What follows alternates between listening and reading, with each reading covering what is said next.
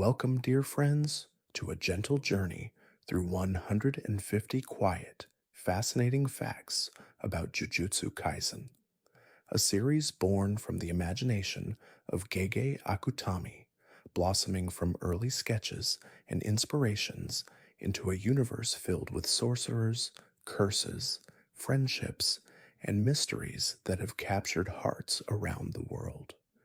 Tonight, we'll drift softly through the origins of this story, the subtle artistry behind its characters, the quiet symbolism woven through its themes, and the many small details that shaped a work that grew from a simple manga concept into an anime loved in every corner of the globe. As we move through these facts, we'll explore how ideas became characters, how sketches became moments, and how a world filled with shadows also holds calm, hope, and quiet meaning. And now, as you settle a little deeper into your pillow, let your breath fall into a slower rhythm.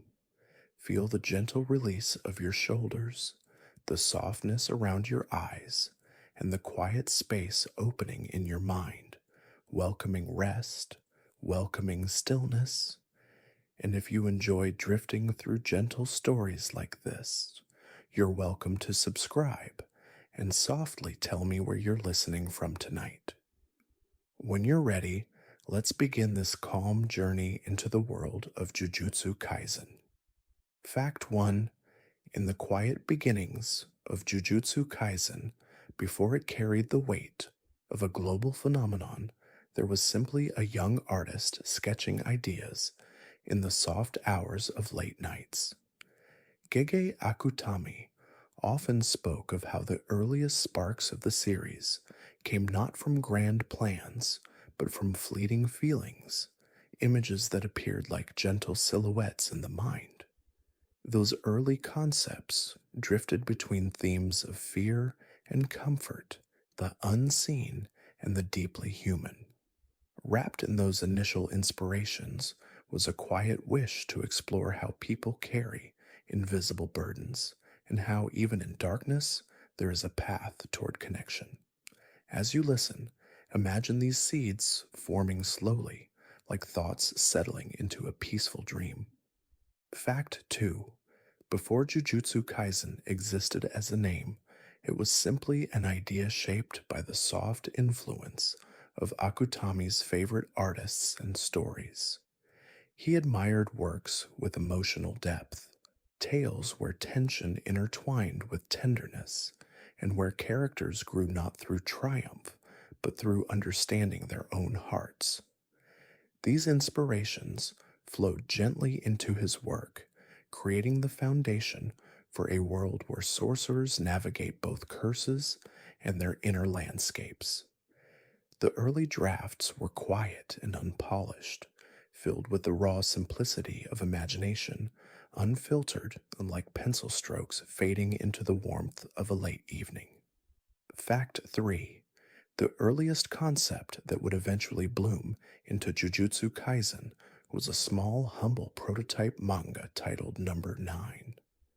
Though it differed greatly in tone and theme, the experience of creating it allowed Akutami to explore the rhythm of storytelling, how scenes breathe, how characters unfold, and how a world begins to find its shape. Those experimental pages, though rarely discussed, carry the gentle imprint of an artist learning to trust his own voice.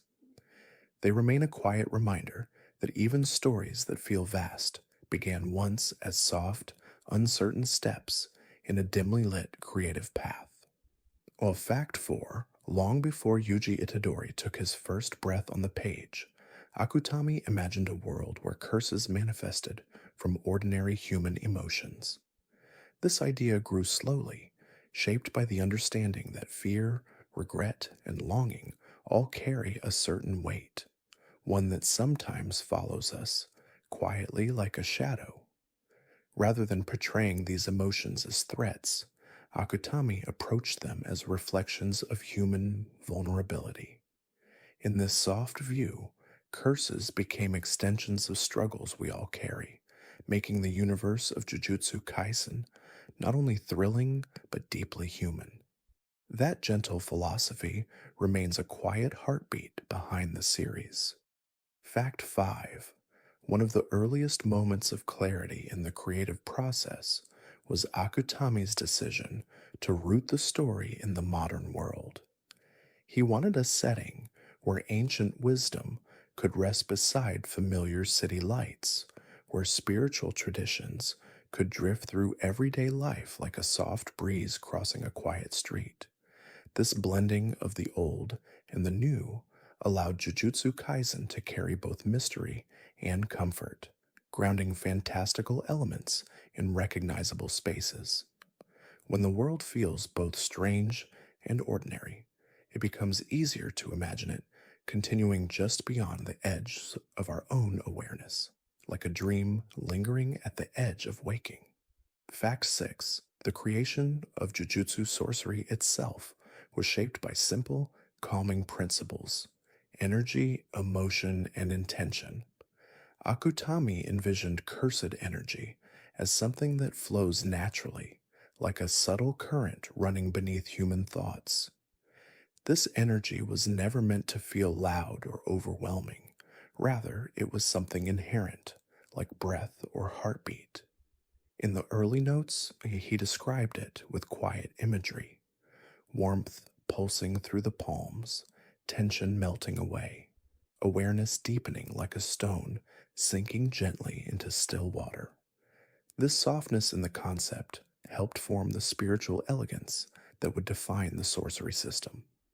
Fact 7. Before deciding on the name Jujutsu Kaisen, Akutami tried several titles, each carrying a different atmosphere. The final choice evokes the idea of a battle of sorcery, but Akutami intended the tone to carry subtlety rather than harshness. He imagined the words as describing not only battles between sorcerers and curses, but the gentle, ongoing struggle within every character, the quiet balancing of inner shadows and inner light. The title became a space where mysticism and introspection could coexist, sounding almost like a whisper carried through the night, guiding the reader toward a story with both depth and calm. Fact 8. In its earliest planning stages, Jujutsu Kaisen was not intended to be a long running work.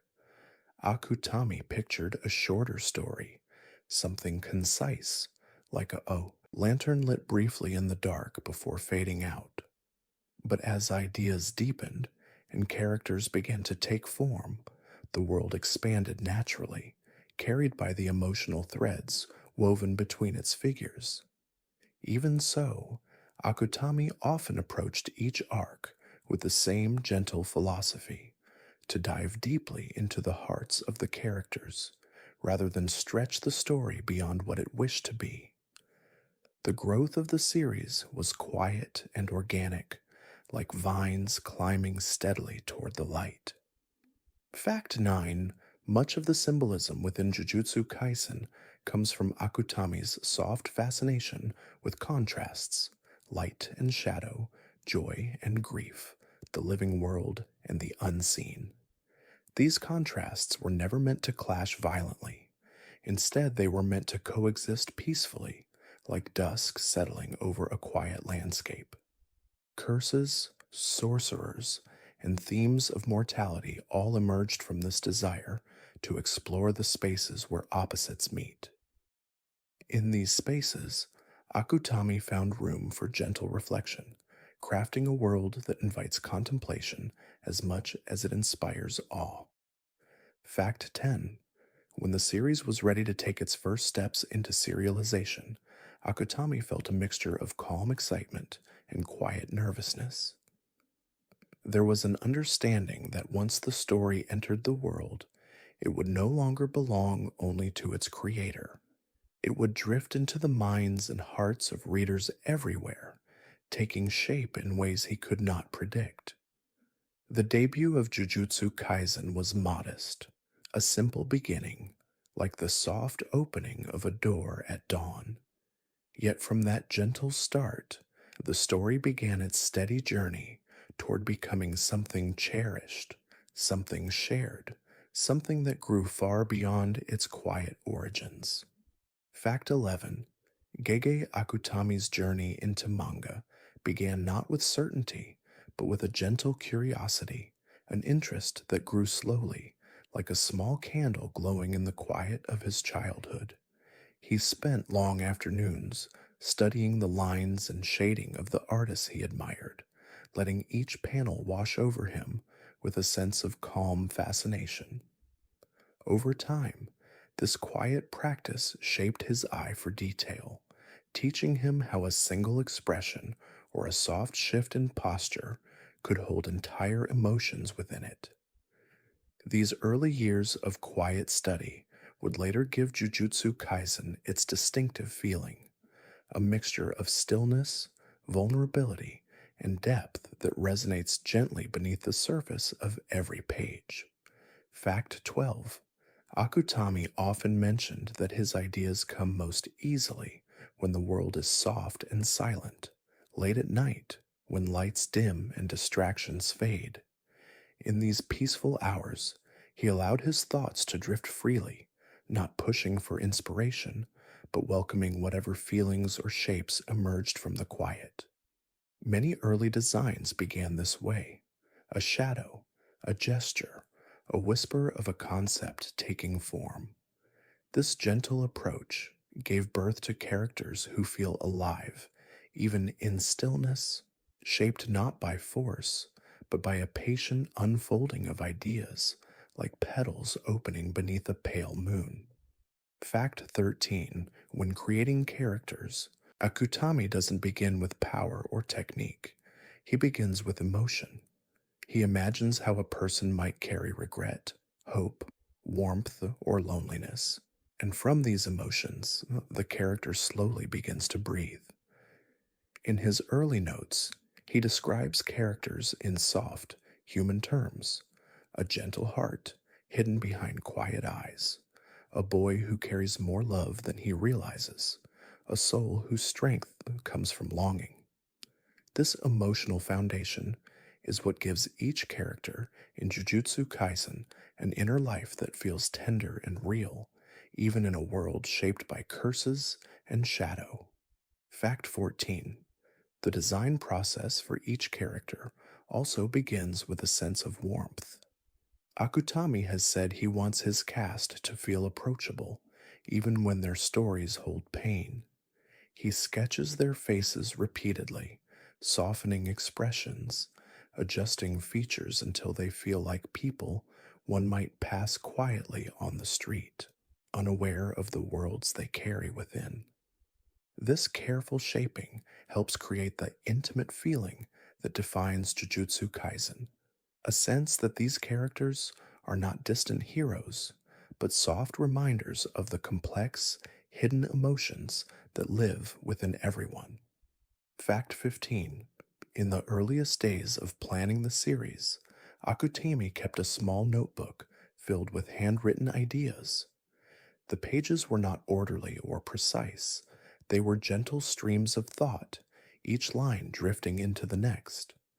Sometimes a single phrase would spark an entire arc. Sometimes a vague drawing of a shadow would later become a curse. These notebooks, though simple and unpolished, hold the quiet heartbeat of the series. Their messy lines reflect the natural, flowing way in which the world of Jujutsu Kaisen grew, never rushed, always unfolding at its own pace. Fact 16. Akutami's relationship with his characters is tender but honest. He allows them to experience sorrow and uncertainty, not to harm them, but to reflect the soft truth that growth often comes through gentle discomfort. In interviews, he mentioned that he never wants his characters to feel rigid or predetermined. Instead, he listens to them as he writes, letting their personalities guide their choices. This willingness to step back and let them speak gives the story its natural, flowing rhythm. Each interaction shaped by genuine emotion, like quiet conversations carried on a night breeze. Fact 17: the quiet influence of real Japanese folklore rests deeply within the series. Akutami grew up surrounded by stories of spirits, talismans, and unseen presences lingering at the edges of human awareness. None of these tales were meant to frighten him. They were simply part of the cultural landscape, like gentle shadows resting beneath a winter lantern. These early impressions shaped the soft mysticism of Jujutsu Kaisen, a world where curses echo with the emotional tones of everyday life, and where ancient beliefs drift through the modern world with quiet grace. Fact 18: as he developed the series, Akutami often returned to the idea that curses are not monsters, but manifestations of human emotion. He wanted the curse designs to feel symbolic, like reflections in a still pool rather than literal creatures meant to terrify. Many early sketches resemble abstract shapes, blurred outlines, uneven lines, forms that seem to waver like smoke. These designs were meant to convey the feeling of something born from pain or anxiety, yet still rooted in humanity.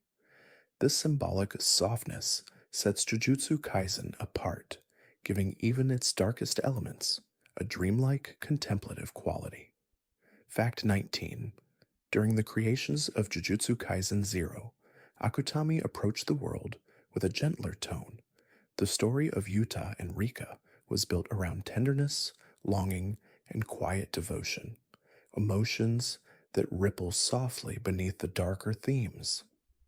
This smaller prequel became the emotional foundation for the main series, showing Akutami the beauty of exploring vulnerability through his characters. It taught him that even in a universe of curses and danger, the most resonant moments are often the softest ones. A promise whispered, a memory cherished, a connection held carefully in the heart. Fact 20: Akutami's creative process remains deeply intuitive. He does not seek perfection in every line or panel. Instead, he embraces the gentle imperfections that give artwork life. He has said that a drawing with rough edges or uneven shading can sometimes express emotion more clearly than one polished to smoothness. This acceptance of imperfection resonates through the manga, giving it a warm, human texture, like a hand drawn note or a sketch made in the quiet moments before sleep. It reminds readers that beauty often lives in the soft places between lines, where intention meets sincerity. Fact 21: the world of Jujutsu Kaisen began with a single quiet question in Akutami's mind. What if the emotions people try to hide, all the small worries, the passing fears, the unspoken aches, had a shape of their own? From that tender question, an entire universe took its first soft breath. Instead of building the world around conflict, Akutami built it around emotion. He imagined everyday places, train stations, classrooms, parks at dusk, holding faint traces of human feeling, as if the air remembered the whispers of those who passed through. This gentle idea became the foundation of the world's atmosphere, not frightening, but contemplative, like noticing how silence changes when someone leaves a room. Fact 22: cursed energy itself was born from the understanding that emotion is never truly still. Even the quietest heart carries small, shifting currents, ripples of memories, echoes of past days, fragments of hopes that never quite leave us. Akutami pictured this inner movement as a subtle glow within people, something warm and constant. In the story, this glow becomes energy, not harsh or chaotic, but something flowing naturally from the human experience. By rooting power in emotion rather than force, Akutami shaped a world that feels intimate and familiar, even as it explores the unseen. Fact 23. When defining the laws of his world, Akutami approached supernatural elements with a soft hand. He didn't want strict rules that felt heavy or rigid. Instead, he built a system that breathes, one shaped by intuition, feeling, and human intention. Cursed techniques are reflections of personality, unfolding like gentle extensions of inner truth. A person who seeks clarity may develop abilities that feel precise and serene. Someone who carries longing might awaken techniques that echo the shape of that tender ache. By basing abilities on emotion rather than calculation, he created a world where power feels deeply personal, almost like poetry written in another form. Fact 24. Locations in the Jujutsu Kaisen world are often inspired by quiet places Akutami has visited, spots that linger in memory not for their grandeur, but for their mood. A dim hallway in a school after hours, the soft hum of a vending machine glowing in the evening. A bridge where the wind feels different depending on the season.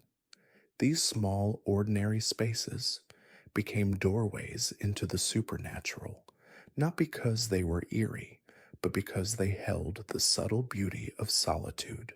This gives the series its distinctive sense of calm between the shadows, as though the world itself is always pausing to breathe. Fact 25. The idea of jujutsu sorcerers came from Akutami's reflections on people who quietly support others.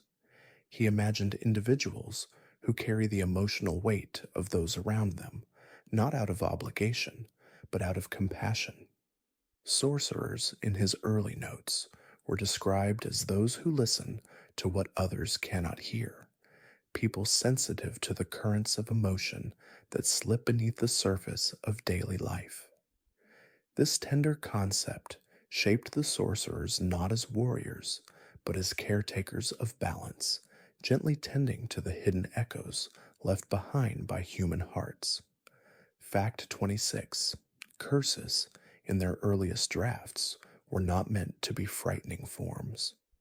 They were meant to resemble feelings given shape, soft blurs, shifting patterns, silhouettes that never fully settle into a single outline.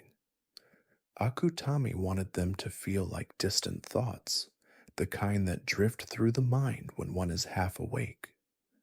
Many concept sketches featured faint textures, almost cloud like, suggesting the way emotions can feel both present and elusive. Over time, these shapes evolved, but the underlying intention remained the same. Curses represent what lingers quietly within us, not sharp or violent forces, but gentle abstractions born from emotional residue. Fact 27. One of Akutami's favorite aspects of world building was exploring how people respond to the unseen. He observed how humans often sense things without fully understanding them: the comfort of a familiar room, the heaviness of an unspoken worry, the sudden calm that comes from standing beneath a quiet sky.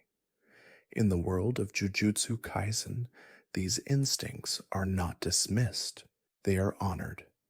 Akutami imagined ordinary people feeling faint traces of cursed energy, the same way one might feel a shift in the weather or an unexplained memory floating gently to the surface.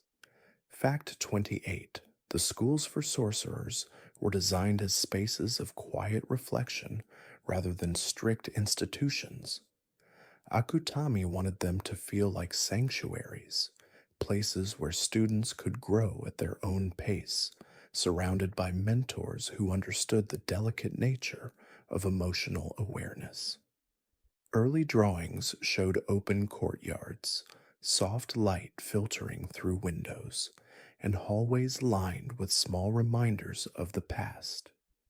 These details were meant to create a feeling of continuity, as though generations of sorcerers had walked those paths, leaving whispers of their presence behind like petals scattered in a garden. Fact 29. In developing the world's tone, Akutami often returned to the beauty of contrast. He imagined moments of stillness resting beside moments of intensity, not to create conflict, but to highlight the gentle ebb and flow of life. The quiet scenes, especially those at dusk or dawn, were just as important to him as the moments filled with movement. They offered space for characters to breathe, reflect, and simply exist. This balance shaped the emotional rhythm of the series, giving it a softness that lingers even in its most complex moments. Fact 30. Perhaps the most tender aspect of Akutami's world building philosophy is his belief that every emotion has meaning. Rather than dismissing fear, sorrow, or uncertainty, he gives them places to rest within the narrative. Curses represent the shadows of emotion, but sorcery represents the gentle act of acknowledging those shadows and allowing them to transform. This symbolic cycle, emotion becoming energy, energy becoming action, action becoming growth, creates a universe that feels deeply soothing at its core. It invites readers to consider their own inner worlds, not with Judgment Fact 31. Tokyo Jujutsu High began in Akutami's imagination as a sanctuary, quiet, protective, slightly hidden from the world beyond its gates. In his notes, he described it as a place where heavy hearts can breathe again. He envisioned the school not as an institution of strict discipline, but as a refuge for young people who carry more emotion than most.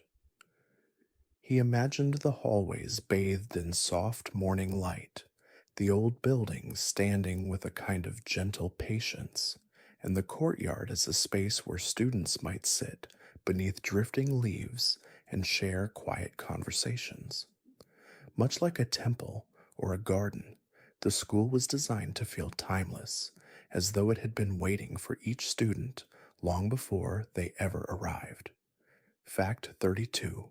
The dormitories were shaped by the idea of personal space, rooms that held stories, memories, and small comforts.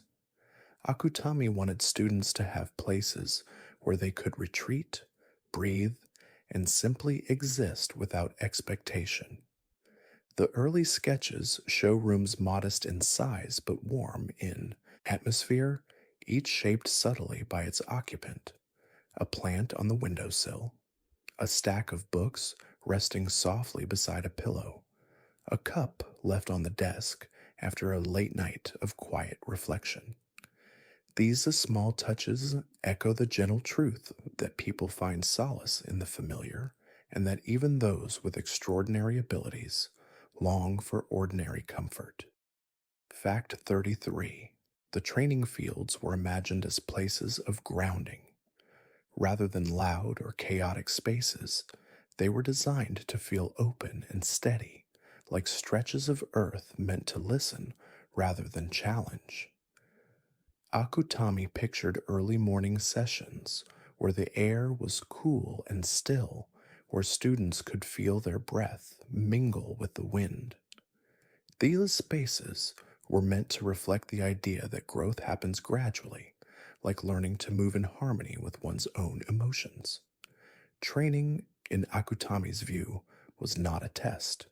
It was a quiet unfolding of potential, an exploration of inner balance. Fact 34. In his character notes, Akutami often described the faculty at Tokyo Jujutsu High as gentle guardians. Not flawless figures, but compassionate mentors who understood the emotional fragility of the young people they guided.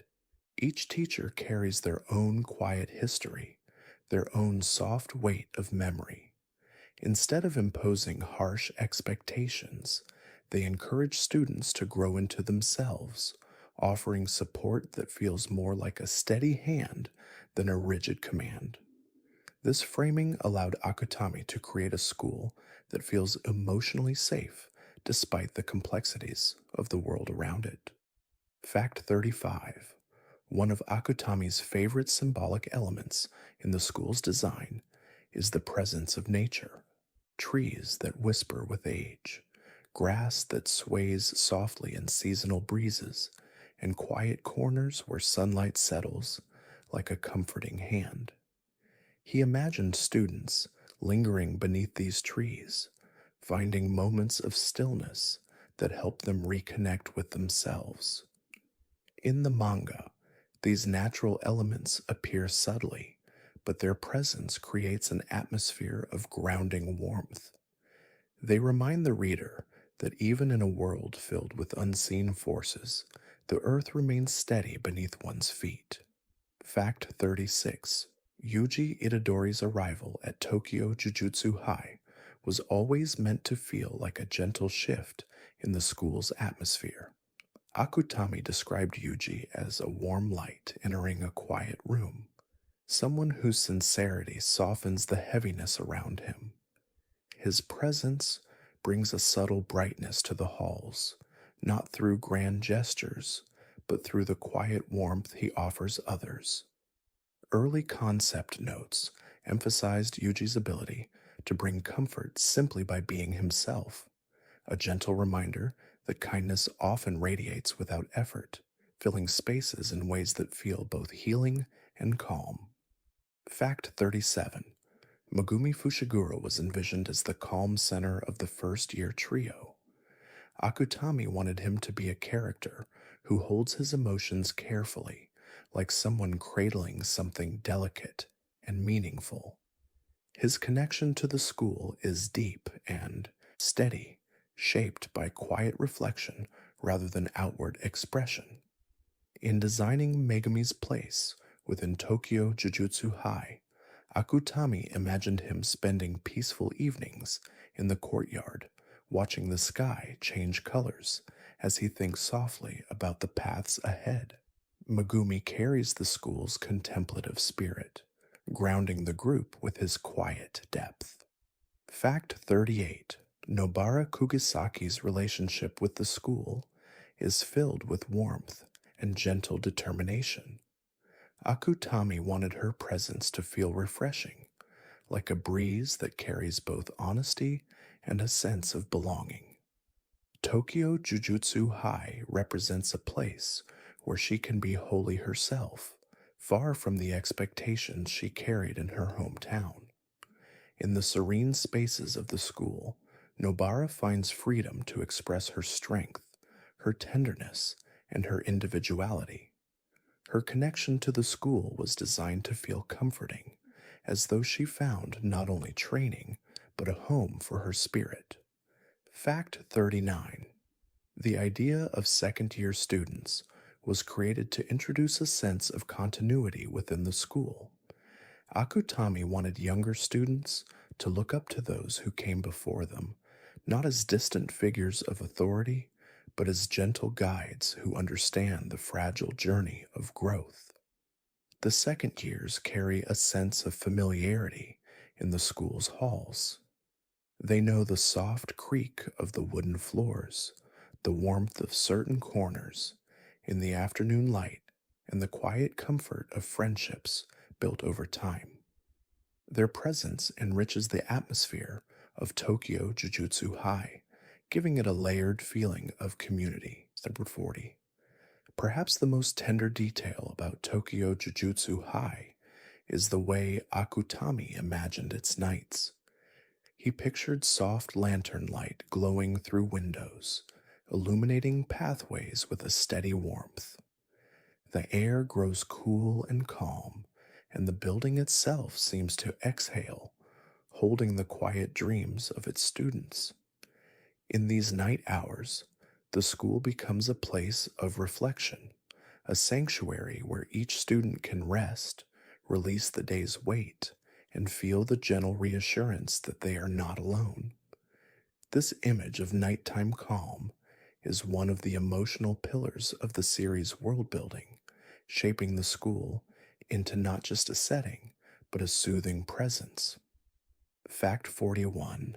The Kyoto Jujutsu School was imagined as a quiet counterpart to Tokyo, a place shaped by older traditions, slower rhythms, and the soft weight of history. Akutami envisioned Kyoto's campus resting among gentle slopes and ancient trees, as though the land itself had been watching over generations of sorcerers. Rather than feeling rigid, the school carries an atmosphere of contemplative calm, its buildings arranged like petals around peaceful courtyards. In the early sketches, Akutami emphasized muted tones and graceful lines, giving the school a temple like serenity. Kyoto became the quiet echo of the Jujutsu world, a place where the past lingers like incense drifting in a still room. Fact 42. Kyoto's training philosophy was shaped around the idea of inwardness. While Tokyo encourages exploration and personal discovery, Kyoto teaches sorcerers to listen to their breath, their intuition, and the soft flow of cursed energy within. Akutami described Kyoto training as learning to hear what silence is saying. Students might sit beneath falling leaves to deepen their focus, or walk slowly along shaded paths to feel the steadiness of their own presence. This gentle approach creates sorcerers who are not defined by power alone, but by harmony with their inner world. Fact 43. One of the school's older traditions involves gathering beneath moonlight. Akutami imagined students sitting quietly in a circle, guided by instructors who share soft reflections on emotion, responsibility, and the unseen bonds that link all sorcerers. Although this ritual appears only subtly in the series, its spirit flows through Kyoto's culture. These moonlit lessons are meant to help young sorcerers acknowledge the feelings they carry, both bright and shadowed, so they may move through the world with calm awareness. It is a practice of gentle honesty, passed down like a quiet inheritance. Fact 44. Kyoto's classrooms were designed to feel intimate, with warm wooden textures and softly filtered light. Akutami wanted these spaces to offer a sense of safety, rooms where students could share thoughts without fear or urgency. Rather than strict lectures, Kyoto's teaching style emphasizes discussion, stories, and quiet contemplation. Older scrolls rest on low shelves, and calligraphy hangs on the walls like whispers from another time. These small details create a space where learning feels like a slow unfolding rather than a demanding climb. Fact 45. Inside Kyoto's library, Akutami imagined rows of carefully preserved books, their pages holding centuries of accumulated knowledge. The library has a hush that feels almost sacred, as though the air itself remembers every sorcerer who once studied there.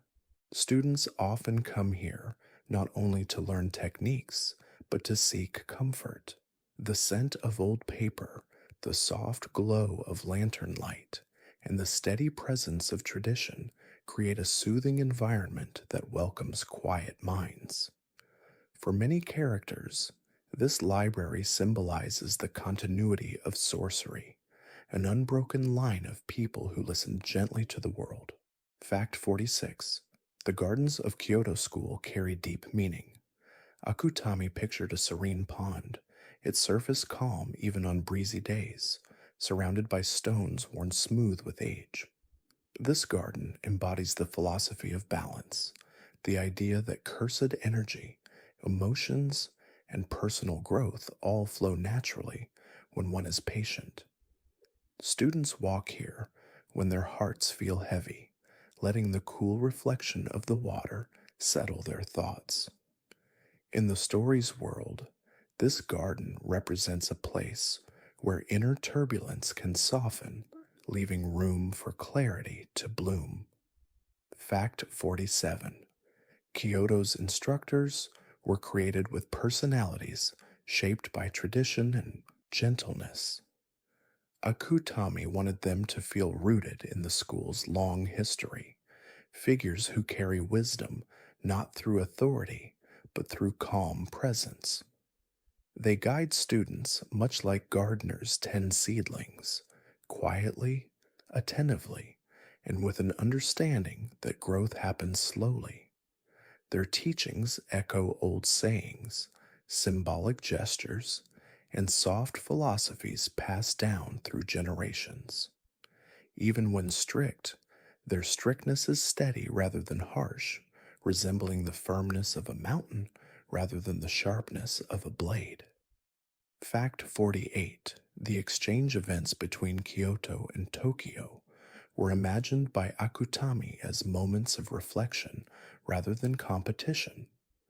Though presented as tests, their deeper purpose is to let students glimpse different philosophies and grow through gentle contrast.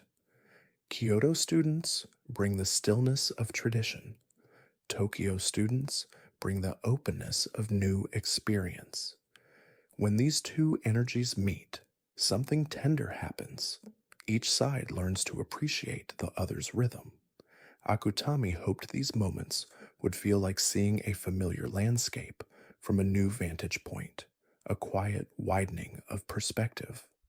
Fact 49: one of the softest traditions at Kyoto involves writing personal reflections on small slips of paper and placing them beneath a certain old cedar tree.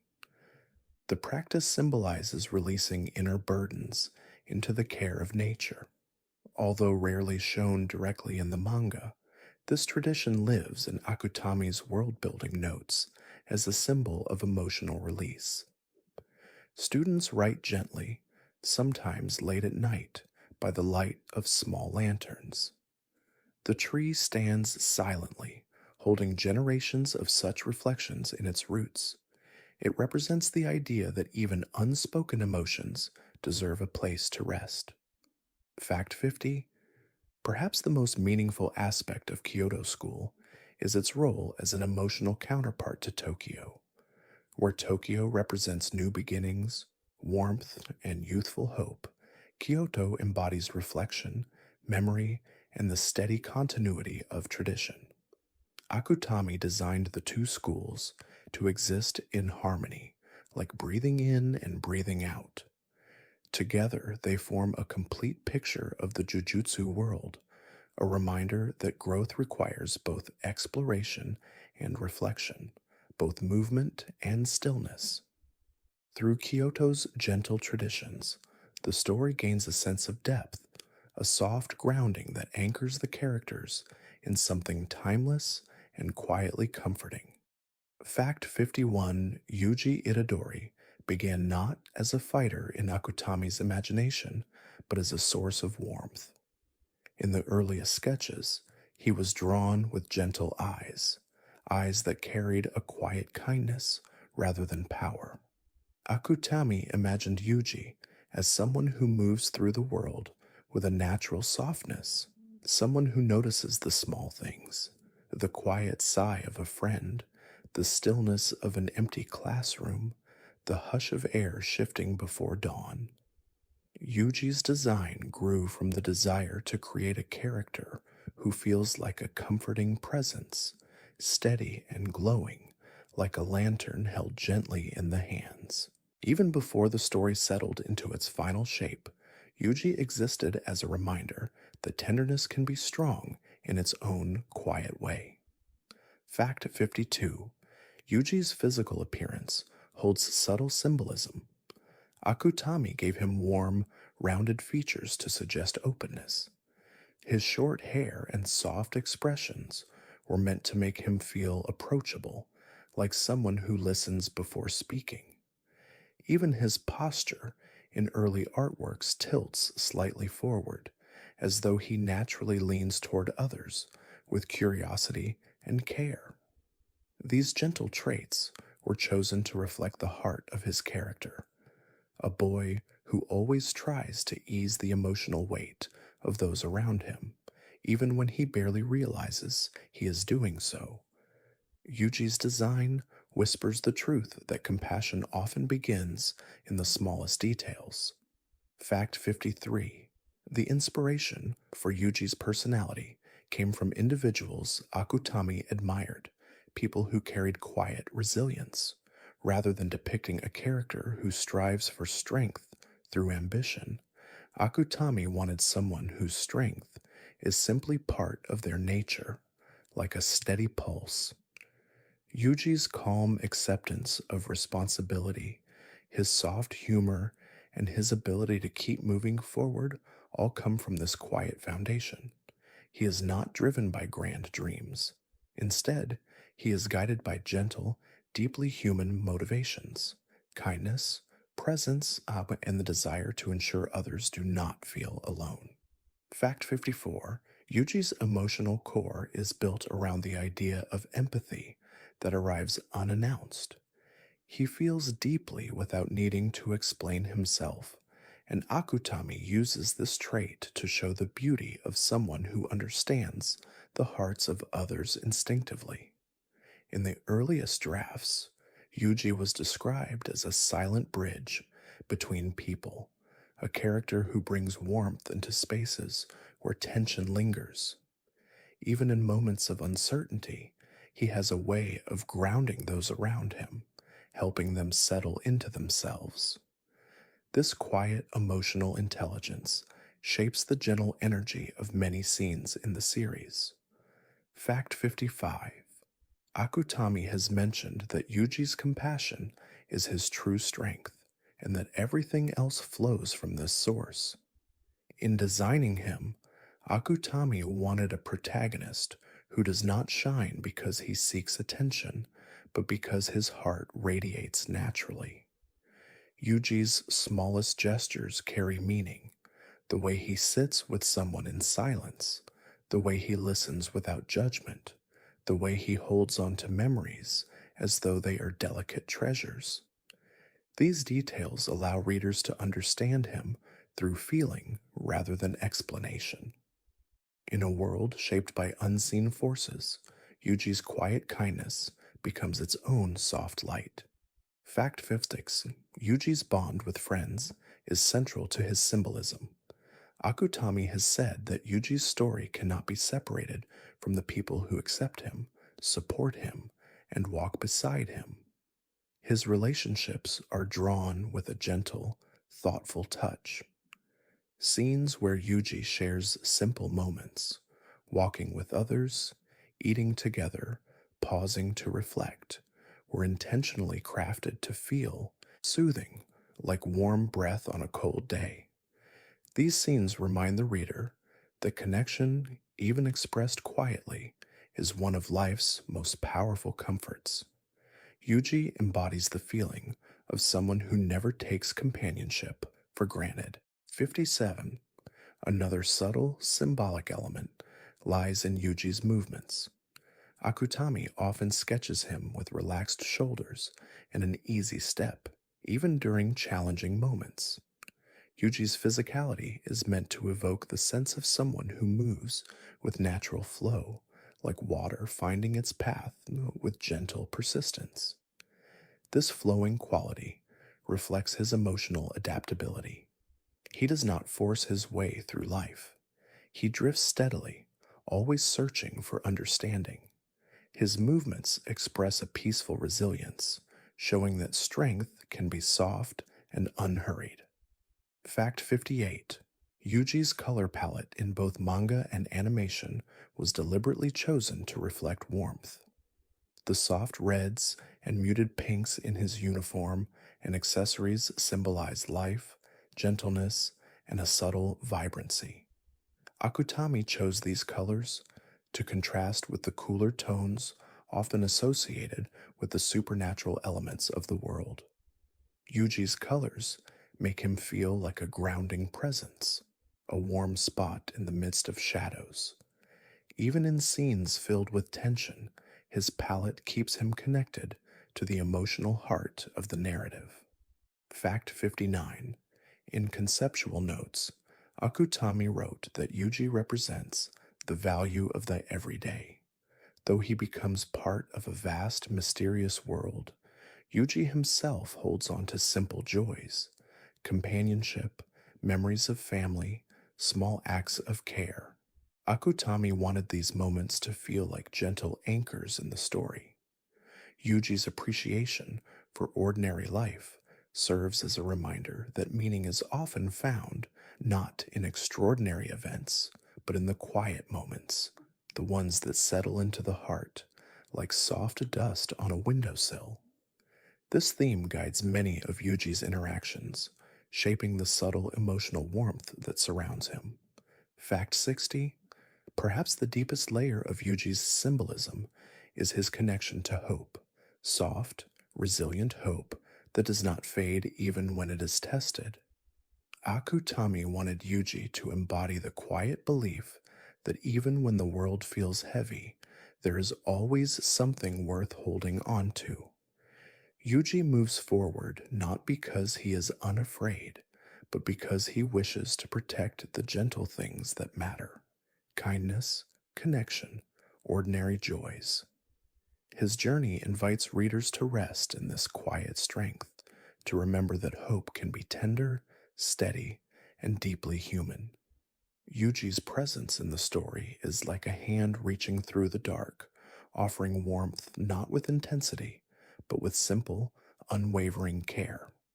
Fact 61: Megumi Fushiguro was born from Akutami's desire to create a character shaped by quiet depth rather than outward expression. In the earliest sketches, Megumi's eyes were drawn with a soft, distant focus, as if he were always listening to something only he could hear. Akutami imagined him as someone who carries layers of thought beneath a calm surface, like a still pond reflecting the sky. His protective nature, his introverted presence, and the quiet steadiness of his emotions were all designed to feel comforting rather than cold. Megumi is a character built from thoughtful silences, the kind that invite reflection rather than tension. Fact 62: Megumi's name contains gentle symbolism. Megumi can be associated with blessings and quiet grace, words that contrast with the complex world he inhabits.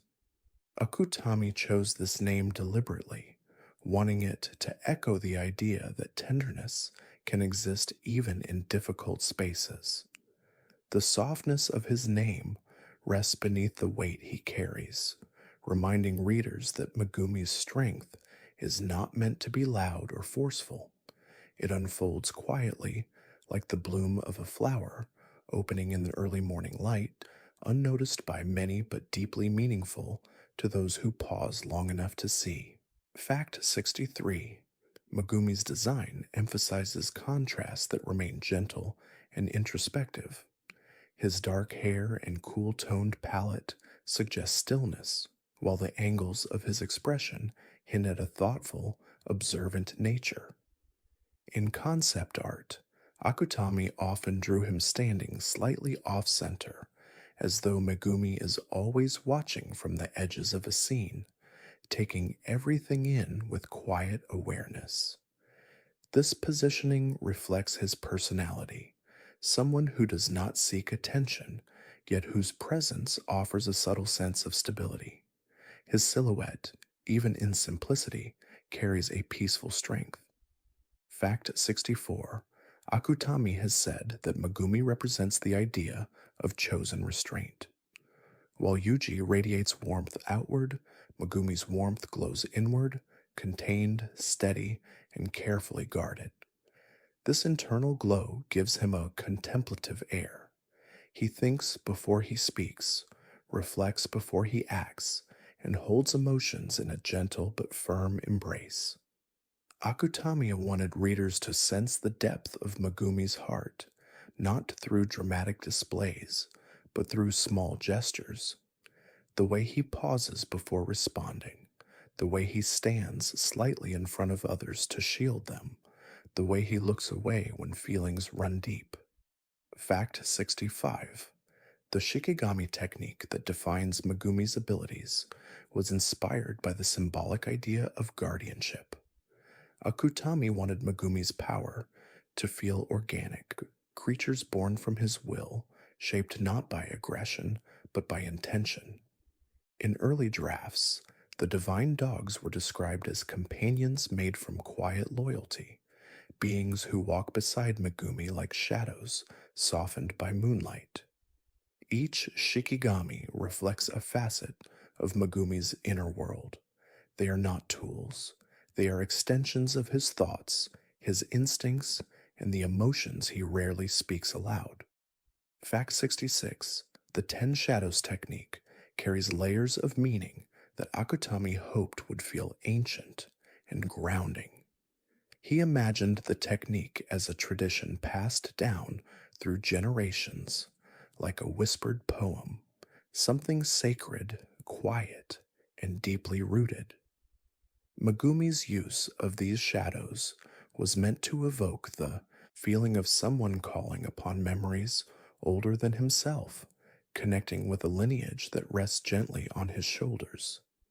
The shadows do not symbolize darkness, they symbolize possibility, the way hidden aspects of the self can take shape when one listens closely. Fact 67: Megumi's relationship with light and shadow is one of the most poetic threads in his character. Akutami often uses scenes where Megumi stands beneath trees or in open fields during twilight, allowing soft shadows to settle around him. These visual moments mirror his emotional landscape, a blend of introspection and quiet resilience. Megumi is neither bright nor dark. He lives in the gentle in between, in the spaces where dusk meets dawn. His presence carries the calm of a quiet horizon, where both light and shadow coexist softly. Fact 68: Megumi's emotional growth is intentionally subtle. Akutami did not want a dramatic transformation. He wanted a character who unfolds gently over time. Megumi learns through small moments, conversations that linger, brief connections that soften something inside him, quiet realizations that settle naturally. His development is like watching ripples expand on still water, gradual, calming, and deeply satisfying. This pacing allows readers to understand him intimately, discovering the warmth behind his reserved exterior, one soft moment at a time. Fact 69: one of the most tender aspects of Megumi's character is the way he cares for others, without drawing attention to himself. In concept notes, Akutami described Megumi as someone who helps quietly, offering stability and calm simply by being present. His protective instincts are gentle, not loud or forceful. He stands beside people rather than in front of them, offering support through presence rather than words. This understated care gives Megumi a comforting aura, one that feels like a steady hand resting lightly on the shoulder during difficult moments. Fact 70: perhaps the deepest layer of Megumi's symbolism lies in the idea of hidden potential, the quiet truth that some strengths grow best in silence. Akutami wanted Megumi to embody the feeling of a seed resting beneath the soil, gathering itself slowly before reaching upward. Everything about Megumi reflects quiet becoming. His shadows, his reflections, his calm, his uncertainties, they all lead toward a beautifully patient unfolding. Megumi reminds readers that growth does not need to be dramatic to be profound. Sometimes it is the softest changes that leave the deepest impressions, like footsteps in the early snow or the gentle widening of dawn's first light. Fact 71: Nobara Kugisaki was created from Akutami's wish to portray a character whose confidence carries a quiet kind of beauty, firm, rooted, and filled with peaceful certainty. In early sketches, Nobara was drawn standing with a subtle tilt of the head, as though she were listening to the world with thoughtful curiosity rather than force. Akutami described her as a girl shaped by her own sense of identity, someone who does not bend easily, yet whose presence feels warm and steady. Nobara was always imagined as a character who radiates self assurance like a soft lantern light, gentle, constant, and quietly bright. Fact 72. Her appearance holds layers of symbolism. Akutami chose a bob haircut for its simplicity, giving Nobara an elegant, uncluttered silhouette. The smooth lines of her hairstyle were meant to reflect her clarity of thought, a girl who knows herself deeply and moves with intention. Her warm brown hair and calm, expressive eyes echo the feeling of autumn evenings, peaceful, grounded, touched with quiet richness. She was designed to evoke the gentle strength of early fall, when the air cools and the world settles into deeper colors. Fact 73. Nobara's personality was inspired by people Akutami admired, individuals who carried themselves with quiet pride, who never needed to raise their voices to fill a room. Nobara's steady confidence was meant to feel soothing rather than sharp. She is firm, but not harsh, expressive, but never overwhelming. In concept notes, Akutami described her as unshakable in her own rhythm, a person who walks through life with the soft assurance of someone who trusts her own path. This subtle inner strength helps define her role as a grounding presence in the story. Fact 74. Despite her outward composure, Nobara's emotional depth was designed to unfold slowly, like petals opening in gentle succession.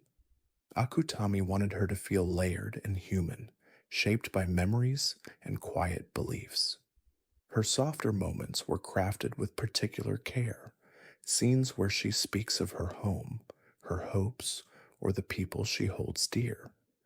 These moments reveal the warmth that rests beneath her confidence, creating a tender balance between strength and vulnerability.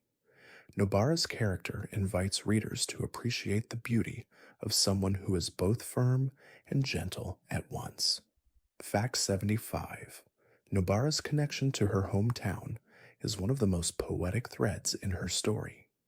Akutami imagined her childhood environment as a place filled with quiet landscapes, fields brushed with wind, wooden homes warmed by sunlight, and paths lined with soft earth. These memories give Nobara a sense of grounding. They are like a small flame she carries within her, reminding her of where she came from. Even when she travels far from those familiar places, the emotional warmth of those early moments stays with her, steadying her steps and shaping her sense of self. Fact 76. Her fighting tools carry gentle symbolism as well. The nails and hammer she uses were never meant to feel harsh. Instead, Akutami described them as expressions of Nobara's will, objects shaped by her determination rather than aggression. In conceptual descriptions, the nails were imagined as markers of intention, quiet symbols of direction and purpose.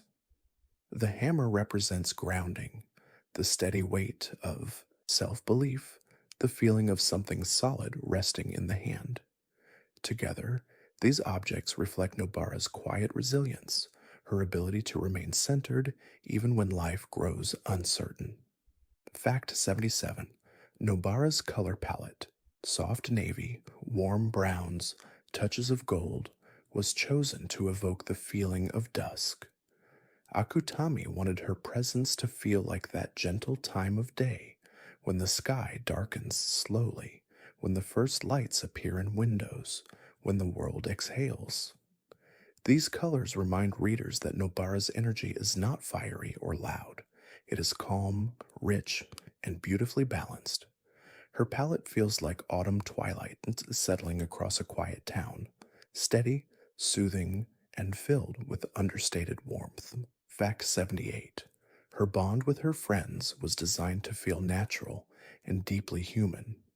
Akutami emphasized that Nobara's connections should be portrayed with gentle warmth, moments of shared laughter, quiet conversations, simple gestures of trust.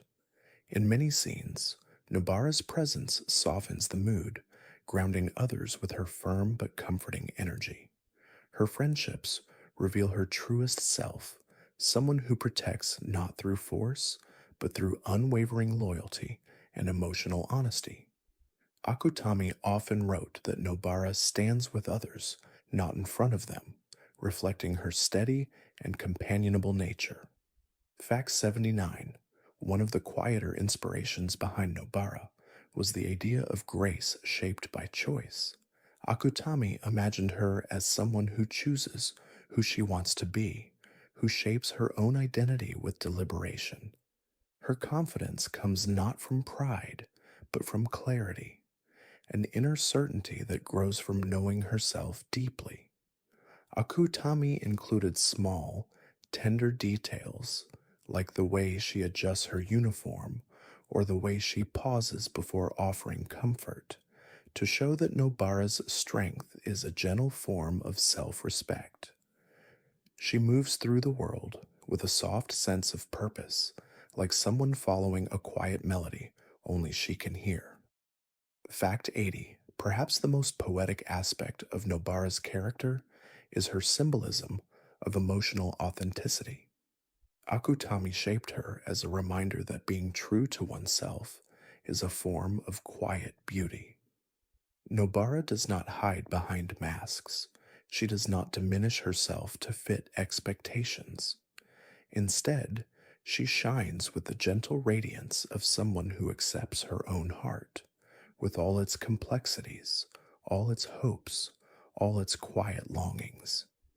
She embodies the peaceful knowledge that strength and softness can coexist, that vulnerability can be a form of courage, and that staying true to oneself can be as soothing as the hush of wind passing through autumn leaves. Nobara's presence in the story is like a warm twilight, steady, rich, and softly luminous. Fact 81. Satoru Gojo was imagined by Akutami as a character who blends brilliance with serenity, someone whose presence feels expansive and light filled rather than overwhelming. In early concept notes, Gojo was described as a person who carries the sky in his expression, someone who feels infinite not because of power, but because of a deep, unshakable ease within himself. Akutami wanted him to seem as though he moves through the world with the quiet grace of a drifting cloud, unhurried, unburdened, and touched by a soft sense of wonder. Even his earliest sketches show Gojo standing with relaxed posture, hands gently at his sides, a faint smile hinting at a mind always drifting somewhere peaceful. Fact 82. Gojo's iconic blindfold was not originally intended as a symbol of power, but of quiet distance, an emotional veil rather than a literal one. Akutami imagined the cloth as a soft curtain, gently dimming the world so Gojo could move through it with calm rather than sensory weight. The blindfold softens his silhouette, giving him a tranquil, almost meditative appearance. Its smooth folds evoke the feeling of silk settling over still water, reflecting Gojo's serene interior. Even the way he adjusts it, fingers brushing lightly along the fabric, was designed in animation notes to feel unhurried and soothing. Fact 83. Gojo's design contains celestial symbolism. His pale hair was chosen to mirror moonlit snow, soft, luminous, quiet. His eyes, when revealed, were drawn to resemble clear summer skies, vast and gentle. This contrast between night-soft hair and sky-bright eyes hints at Gojo's balance between serenity and awareness. Akutami wanted him to feel like a horizon in human form, a place where night and day meet in peaceful harmony. His color palette, cool blues, soft whites, muted blacks, creates the sensation of standing in a wide open space where the air is crisp and still. Fact 84. Despite Gojo's reputation for brilliance, Akutami envisioned him as someone who cherishes simplicity. In early drafts, he was often described standing in quiet places, leaning against sun warmed walls, sitting beneath trees, wandering through calm corridors. These soft environments reflect the truth that Gojo finds comfort in stillness. He values gentle moments, the warmth of afternoon air, the hush of empty rooms, the easy rhythm of footsteps echoing on polished floors. This love for simple peace shapes his demeanor, giving him a lightness that floats gently through many scenes. Fact 85. Gojo's personality was influenced by people Akutami observed, who carried confidence like a soft breeze, noticeable but never heavy. Instead of a character weighed down by responsibility, Gojo was designed as someone who navigates life with a gentle sense of freedom. His humor is delivered lightly, his movements flow without strain, and his expressions often hold a quiet, knowing ease. Akutami wanted him to feel refreshing, like a sudden gust of cool wind on a warm day, invigorating, but ultimately gentle. Y86, there is a hidden emotional layer to Gojo's character. Beneath his casual charm, Akutami placed a core of gentle longing, the quiet desire to connect with others in ways that feel effortless and sincere. Gojo's slightly distant demeanor, softened by lightheartedness, was crafted to hint at someone who observes the world with fondness, but who moves through it at a rhythm all his own. His emotional landscape is like an open sky, wide, beautiful, a little lonely, yet always filled with shifting colors. This subtle melancholy gives Gojo's calm moments a poetic depth. Fact 87. Gojo's relationship with teaching was designed to reveal his softer qualities. Akutami wanted him to be the kind of mentor who guides others with warmth, not pressure. His lessons are filled with gentle clarity, small nudges, quiet encouragement, soft laughter. He teaches through presence, through calm reassurance, through the unhurried sharing of his perspective.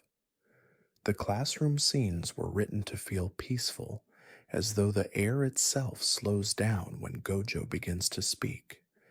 In these moments, he becomes a soothing force, shaping the next generation through gentle guidance rather than authority.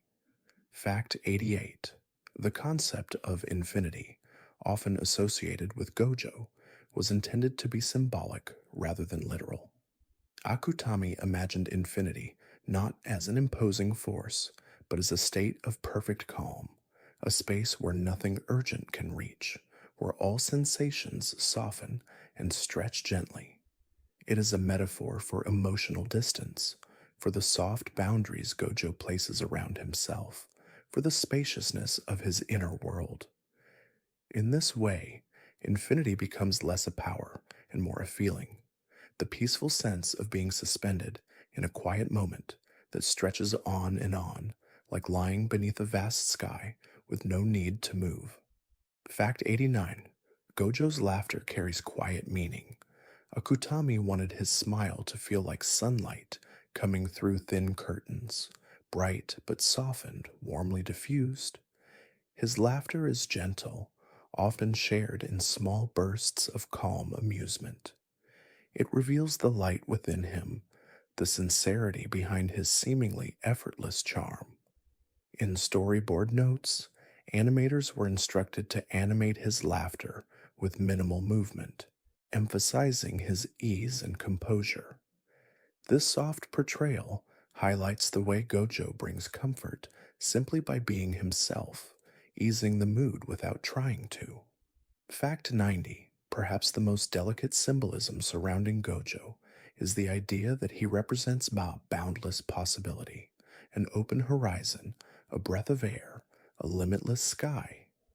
Akutami shaped him as someone who embodies the feeling of stepping into a quiet morning when the world is washed in pale light and everything feels spacious.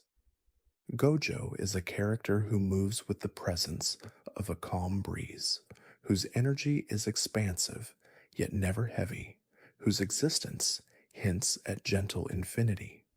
He invites readers to imagine the quiet potential within themselves, the stillness that stretches inward, the soft awareness that there is always room for growth and peace. Gojo is not a symbol of power, but of limitlessness wrapped in serenity, a reminder that some vastnesses are calming, not overwhelming. Fact 91. Ryomen Sukuna, as imagined by Akutami, did not begin as a figure of fear, but rather as a symbol of ancient mystery, an echo of forgotten stories whispered across generations. In early concept notes, Akutami described Sukuna as a presence shaped by time, someone whose origins feel softened by long ages, like a stone smoothed by years of quiet rain.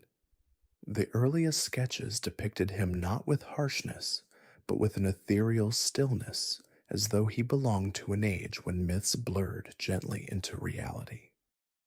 Akutami wanted Sukuna to feel like an old legend rediscovered in twilight, distant, enigmatic, wrapped in the hush of forgotten centuries. Fact 92. Sukuna's inspired roots trace back to ancient folklore, though Akutami loosely adapted these stories rather than directly borrowing from them. The original tales describe a being with two faces and four arms, but Akutami softened this imagery into symbolic form. Rather than focusing on literal interpretation, the design leans into the idea of multiplicity, an emotional duality, a quiet tension between layers of the self. This reinterpretation allows Sukuna to feel mythic without intensity, like a figure carved into temple walls, whose meaning has weathered into something poetic and open to interpretation. Fact 93. The markings on Sukuna's face serve as quiet symbols in Akutami's design language. Each line was placed with intention, meant to resemble ancient patterns, the kind one might find on aged pottery or ceremonial textiles. These markings were described in design notes as lines of memory or paths of an old story. They give Sukuna a sense of belonging to a world long past, as if he carries gentle remnants of a bygone era upon his skin. The symmetry of these designs evokes balance rather than harshness, creating a calm visual rhythm that feels timeless. Fact 94. Sukuna's color palette was chosen to evoke distance, like the dim glow of lanterns seen through mist. Soft, muted reds, pale whites, and gentle shadows come together in a way that almost feels ceremonial. Akutami wanted his palette to feel like the faded pigments of an old mural, colors touched by years, softened at the edges. These hues give Sukuna an aura of sacred antiquity rather than intensity, allowing him to appear more like a figure from mythic memory than a literal presence. Fact 95. Akutami has shared that Sukuna represents the unknown, but not in a frightening way. Instead, he symbolizes the parts of history that slip quietly beyond the reach of certainty, the stories we inherit in fragments, the myths we understand only through softened echoes. Sukuna embodies that sense of distant wonder, the way old tales linger even when their meanings blur. He is a reminder of how the human mind fills gaps in ancient narratives with imagination, crafting shapes from shadows, weaving stories from silence. Fact 96. Sukuna's personality was shaped with a calm confidence, never hurried, never loud. Akutami wanted him to feel like someone who has witnessed centuries drift by, accumulating a serene kind of detachment.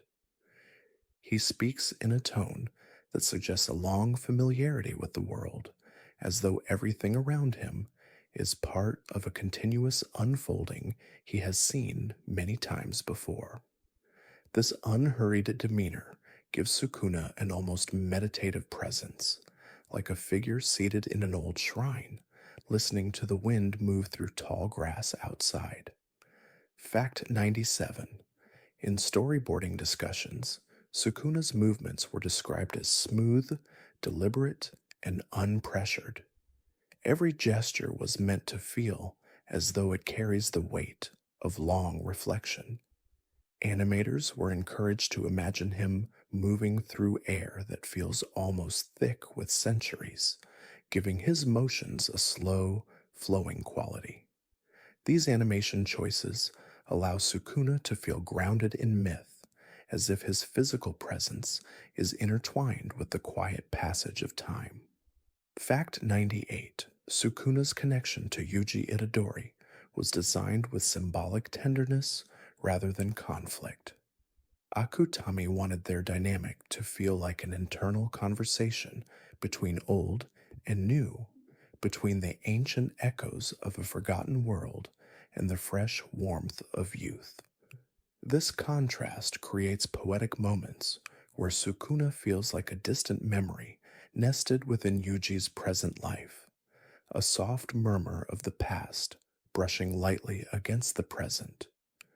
Their connection was never meant to be harsh. Instead, it reflects the quiet ways history lingers inside us, shaping who we become. Fact 99. Behind the scenes, Sukuna's voice acting went through thoughtful refinement. Akutami and the production team aimed for a tone that carried calm authority, smooth, unhurried, resonant. They wanted Sukuna to sound like someone who seldom raises his voice, someone whose presence is felt in the gentle certainty of each word rather than volume. The chosen vocal approach gives Sukuna an atmospheric quality, like the low hum of a distant temple bell blending softly into evening air. This choice underscores his mythic aura and adds a soothing depth to his dialogue. Fact 100.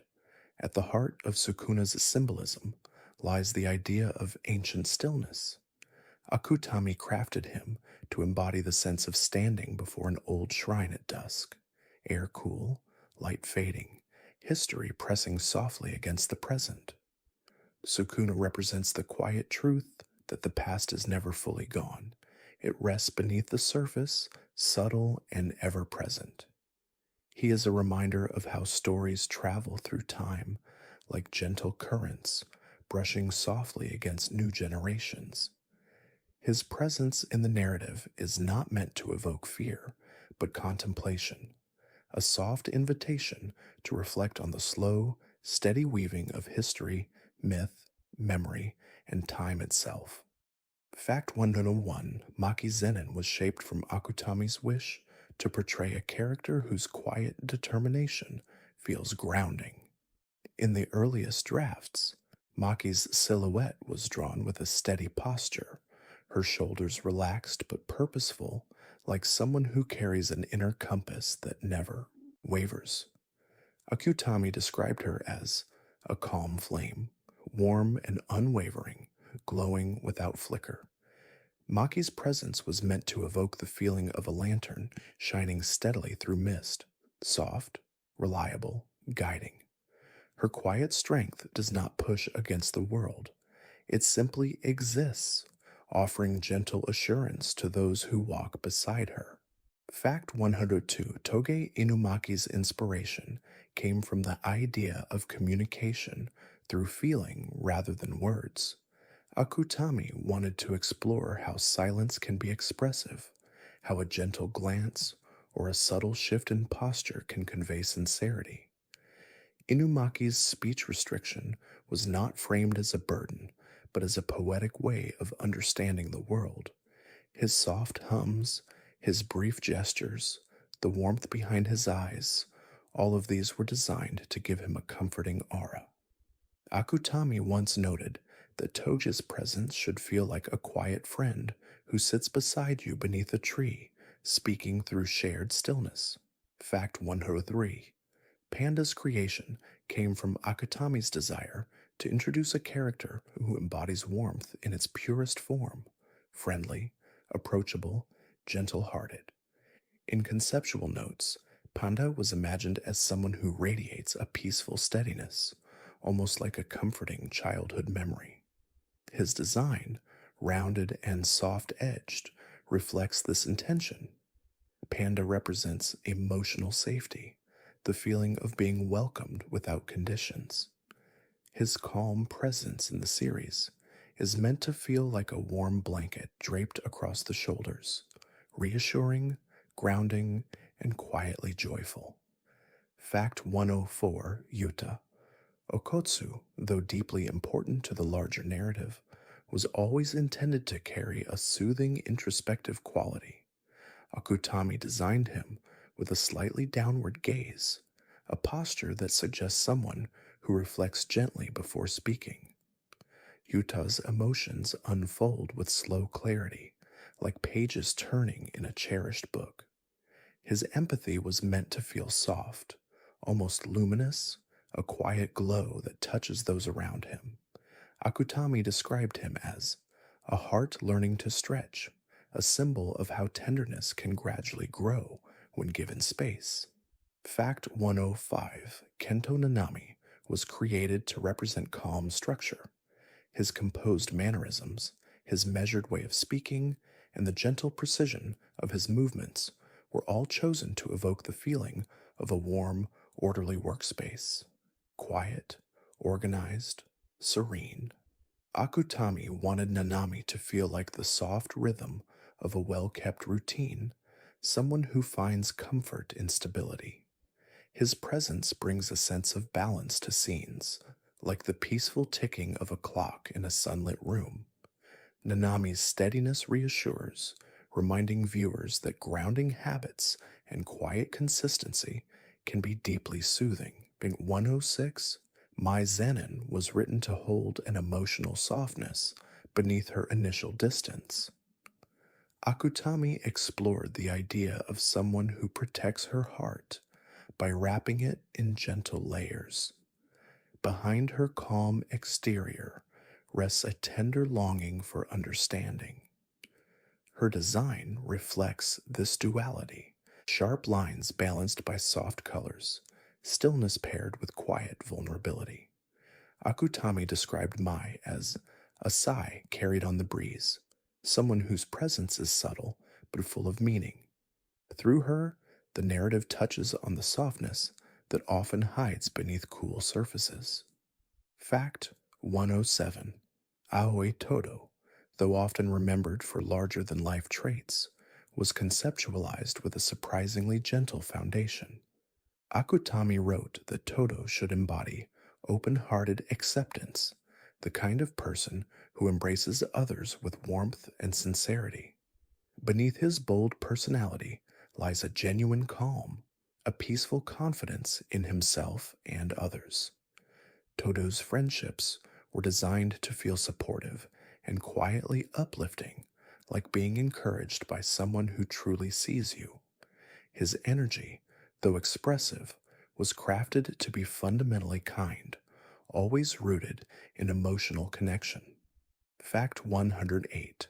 Kiyotaka Ichichi was created to bring a sense of gentle reliability to the story's shifting world. Akutami described him as a quiet breath of order, someone whose presence helps scenes feel grounded. His mannerisms are soft and composed, his voice steady, his actions thoughtful. He carries the air of someone who values peace, who finds comfort in small routines. Ichichi's role often mirrors the calm of an early morning office, sunlight slanting through windows, papers neatly arranged, a cup of warm tea cooling slowly beside his hand. Fact 109. Shoko Yeri's character was built around the theme of stillness. Akutami envisioned her as someone whose calm feels almost meditative. Shoko's expressions are gentle, her gaze slightly distant, not from disinterest, but from deep, quiet reflection. She moves with the softness of someone who thinks before she speaks, who listens to the world with patient openness. Concept art often depicts her with muted colors, evoking the quietness of dusk. Through her, Akutami wanted to portray serenity, arising from understanding, acceptance, and emotional maturity. Fact 110. Perhaps the softest symbolism among the secondary characters lies in their collective presence. Akutami wanted these individuals, Maki, Toge, Panda, Yuta, Nanami, Mai, Todo, Ichichi, Shoko, to represent the gentle spectrum of human connection. Each carries a different shade of calm, the warmth of companionship, the steadiness of routine, the glow of empathy, the reassurance of loyalty. When seen together, they form a constellation of peaceful energies, reminding viewers that comfort often comes not from grand gestures, but from simple presences, friends who listen, mentors who guide softly, companions who stand nearby with quiet trust. These characters enrich the story with moments that feel like shared breaths, unspoken understanding, and the quiet miracle of being supported simply by not being alone. Fact 111. Akutami approached the creation of villains in Jujutsu Kaisen not as embodiments of danger, but as reflections of emotional weight, unresolved fears, forgotten memories, and the quiet burdens people carry. In interviews, Akutami described these characters as shapes born from the edges of human experience, softened silhouettes of feelings that linger in the background of everyday life. Their designs often draw from natural textures, mist, clouded water, drifting shadows, to evoke the sense of emotions taking form in gentle, symbolic ways. These figures represent the parts of ourselves that move slowly and quietly, asking to be acknowledged. Fact 112. Mahito, one of the most well known adversarial figures, was conceptualized around the idea of shifting identity. Akutami envisioned him not as a frightening presence, but as a metaphor for the fluidity of self, the way people change as they move through life. His form is intentionally smooth and flowing, suggesting the softness of clay being reshaped.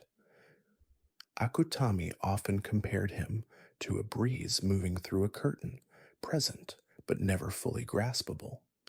Mahito's character invites reflection on how people grow, how emotions transform, and how change often arrives with a delicate, drifting rhythm. Fact 113. Jogo, inspired loosely by natural phenomena, was designed to embody the gentle hum of the earth. Akutami imagined him as a being shaped by warm landscapes, rolling hills, fields touched by late afternoon sunlight, the quiet rumble of distant ground. His design, though often interpreted as intense, was actually crafted to remind viewers of the patience of nature, of forces that move slowly over centuries. Akutami once described Jogo's presence as the warmth beneath the soil, soothing and constant, a reminder of the earth's steady heartbeat. Fact 114. Hanami was conceptualized as a symbolic guardian of the natural world, shaped from the serenity of forests and the calm of growing things. Akutami wanted Hanami to evoke the restorative feeling of walking beneath thick canopies, hearing leaves shiver softly in the wind. Their design incorporates the textures of bark, vines, and petals, not to signify harshness, but to evoke the ancient peace of old woods.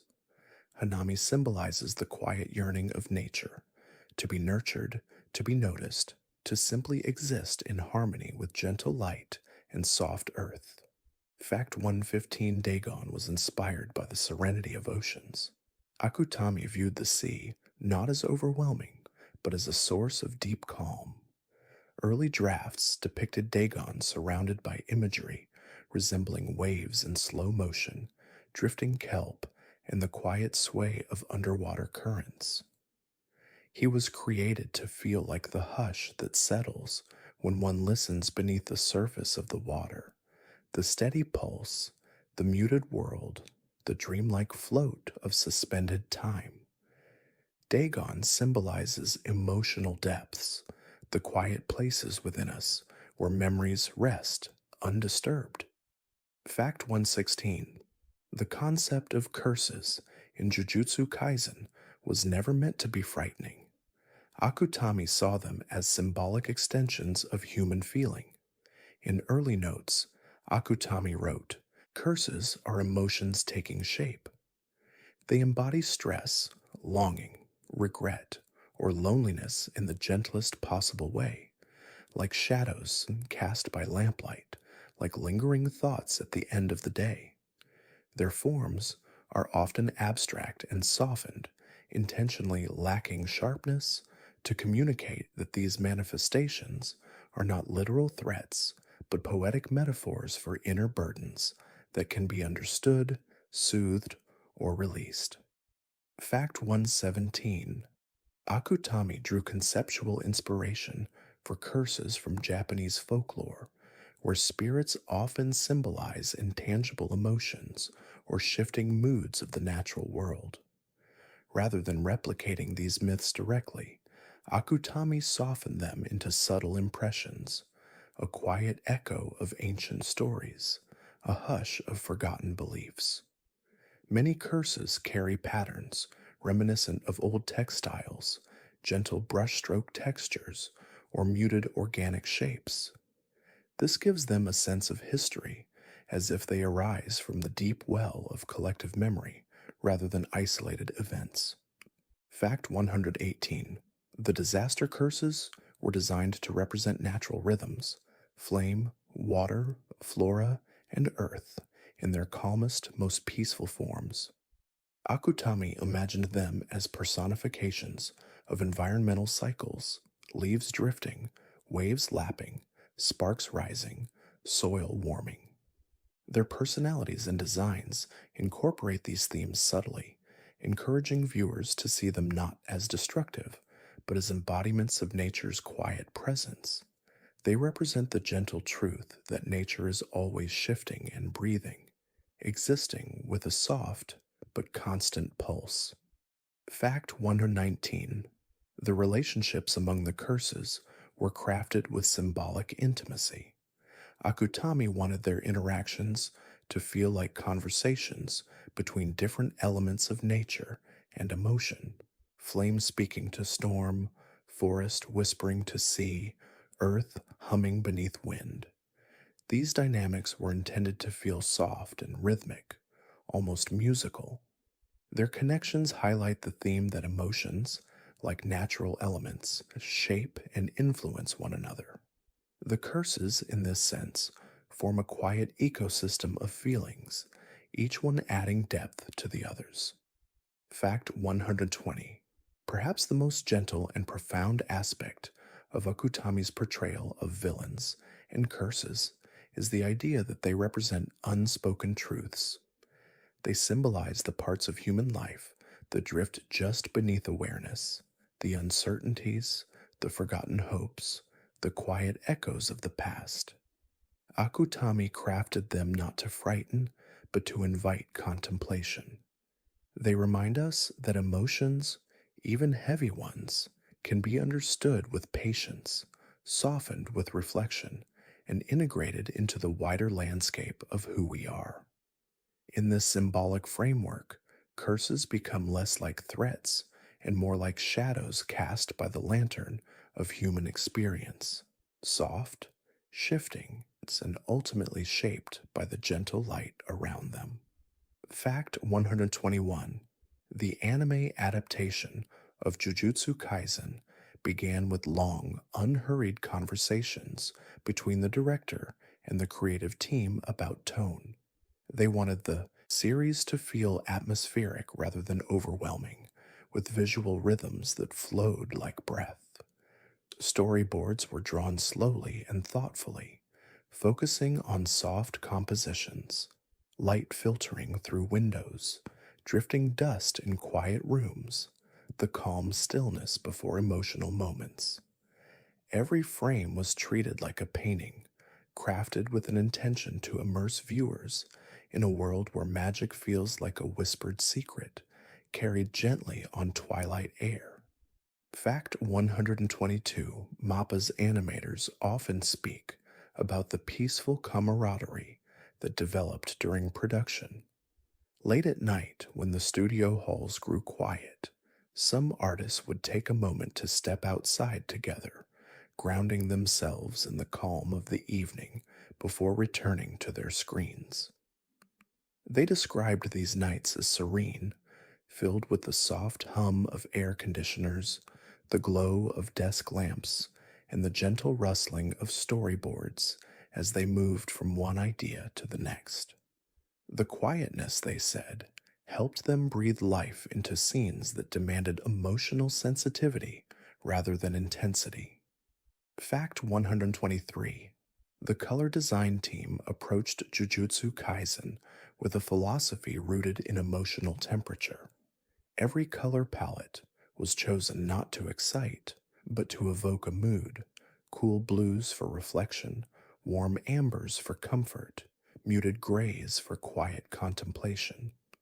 Even when scenes required contrast, the artist softened transitions so the viewer's eyes could glide from hue to hue without abruptness. They wanted the world to feel immersive, like gently sinking into a soft, dreamlike atmosphere where shadows and light coexist in tender balance. Fact 124: Yuji Itadori's voice actor, Junya Inoki, described stepping into the role as like entering a warm room after standing in the cold. Though Yuji's story contains challenges and emotional weight, Inoki approached every line with a foundation of compassion.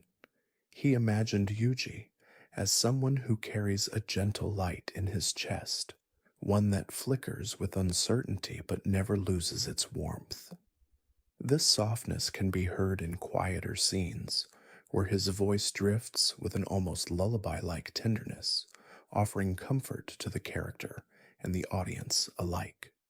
Fact 125: Megumi Fushiguro's voice actor, Yuma Uchida, often recorded his lines with his eyes closed. He said it helped him feel the stillness inside Megumi's heart, a stillness that resembles a calm pond reflecting moonlight. Uchida aimed to capture Megumi's restrained emotions through understatement, soft intonations, long exhales, subtle pauses. His performance gives Megumi a contemplative aura, as if the character is constantly listening to the quiet within himself, waiting for the right moment to speak with gentle intention. Fact 126: Nobara Kugisaki's actor, Asami Sato, brought a sense of grounded serenity into her sessions. Even when portraying Nobara's confident spirit, she infused the role with warmth and introspection. She once explained that Nobara's strength is not loudness, but clarity, the clarity that comes from knowing oneself calmly and deeply. To convey this, Sato let her voice settle into steady rhythms, weaving firmness and softness together like threads in a carefully crafted tapestry. Her performance feels like a quiet flame, steady, glowing, unshaken. Fact 127: the sound design team treated the world of Jujutsu Kaisen like a symphony of gentle textures. Instead of harsh tones, they layered soft atmospheric sounds, wind brushing through empty hallways, the hush of distant traffic, paper sliding across wood, rain tapping lightly at window panes. These sounds were chosen to evoke emotional grounding. Even scenes involving mystical forces use subtle audio cues, low hums, airy echoes, faint chimes, designed to feel like the world itself is exhaling. The result is a soundscape that envelopes the viewer in soothing ambience. Fact 128: composer Hiroaki Tsutsumi approached the soundtrack with an emphasis on pulse and breath. Many of his pieces begin with slow, repetitive patterns, quiet beats that resemble a heartbeat settling into rest, or gentle melodies that wander like fireflies across a summer night. He once said that he wanted the music to feel like walking through a city at twilight, where every sound is softened by the glow of fading sunlight. Even tracks associated with tension carry an undercurrent of calm, inviting listeners to lean into the emotional poetry rather than urgency. Fact 129: during production, many animators kept small plants on their desks, tiny succulents, miniature ferns, or sprigs rooted in clear water. They said the greenery helped remind them of the organic softness at the heart of Jujutsu Kaisen's themes: growth, renewal, and the quiet resilience that lives inside all things. Some artists even sketched their plants during breaks, using the gentle curves of leaves as inspiration for flowing motion in animated scenes. These small living companions added a layer of tranquility to the creative process. Fact 130: perhaps the most soothing behind the scenes detail is the way the team ended many of their meetings with a moment of collective stillness. Before dispersing, someone would often suggest a brief pause, allowing everyone to breathe, release tension, and reconnect with their creative intentions. These moments were described as pools of quiet, where ideas could settle like feathers floating to rest. This practice helped anchor the team in a shared sense of calm, shaping a production culture built not on rush, but on gentle patience and thoughtful collaboration.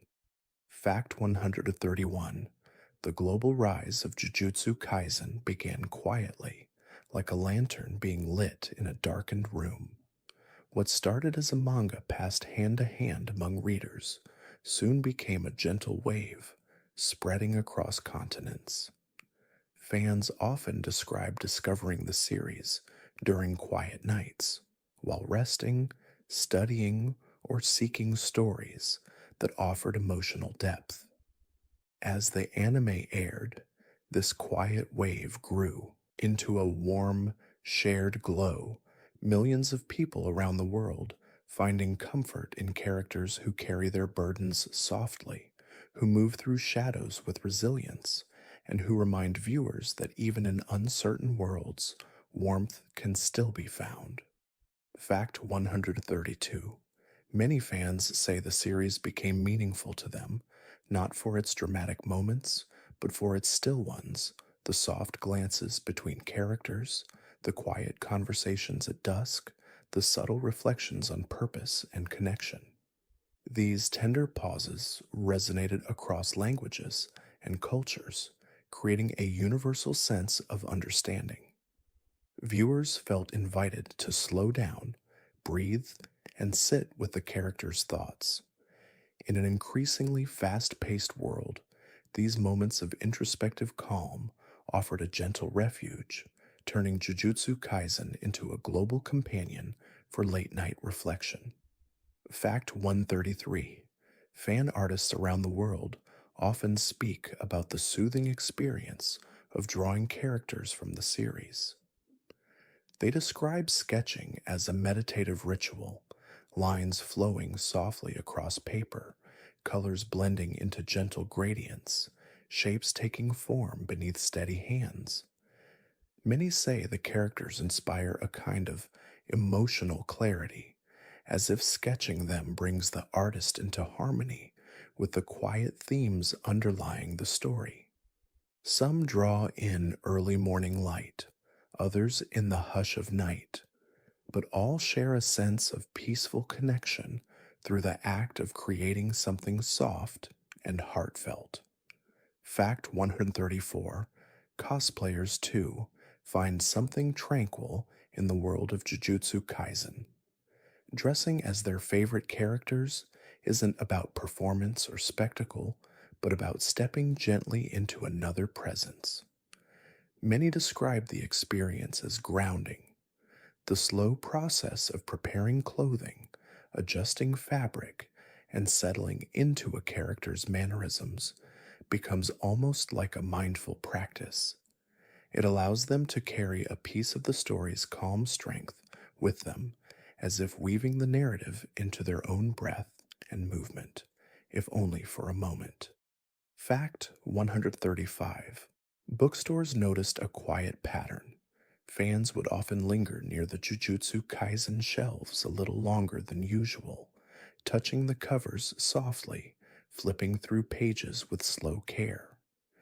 Staff in several countries remarked that the series attracted thoughtful readers, those who took their time, reading passages gently as if savoring the emotions between the lines.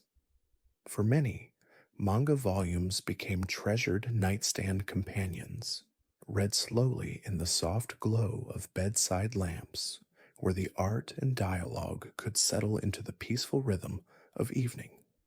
Fact 136. Music inspired by the series, covers, piano arrangements, soft lo-fi remixes, created a global soundscape that helped fans relax and drift. Many artists recorded gentle versions of the soundtrack late at night, letting their instruments move at unhurried tempos. These interpretations carry a dreamlike quality, filled with lingering notes and open spaces, inviting listeners into stillness. Some fans use these melodies as study companions, grounding themselves in an atmosphere that feels both familiar and quietly comforting. Fact 137. Communities formed around discussing the symbols woven into the story, quiet threads of meaning that invite gentle introspection.